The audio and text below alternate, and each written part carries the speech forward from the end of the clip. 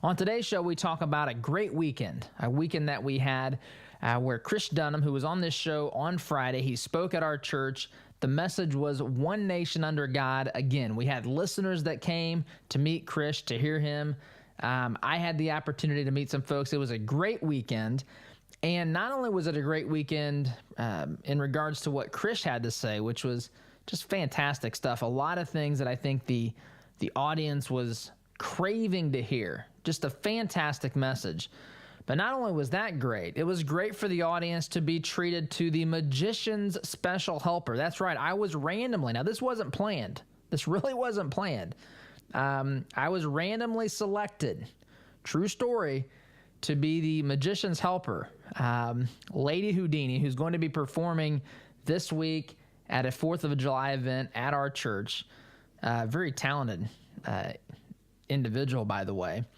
She selected me to be her Magician's Helper, and of course I told Chris that I, of course, stole the show. I didn't mean to show him up by being such a fantastic Magician's Helper. But anyway, had that experience this weekend.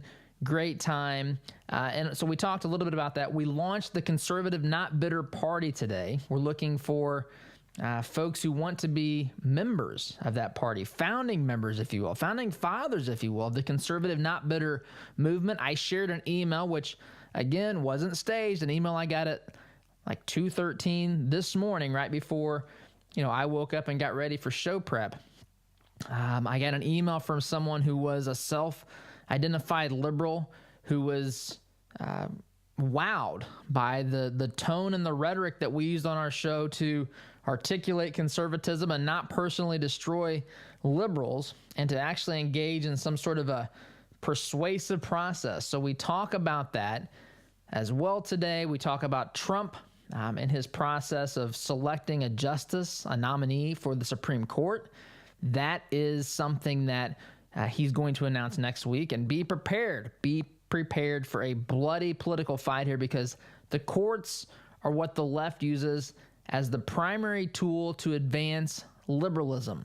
The courts and, of course, executive orders from liberal presidents. But anyway, those are the things we talk about today, guys. As always, thank you for listening, and we'll see you tomorrow. Take care.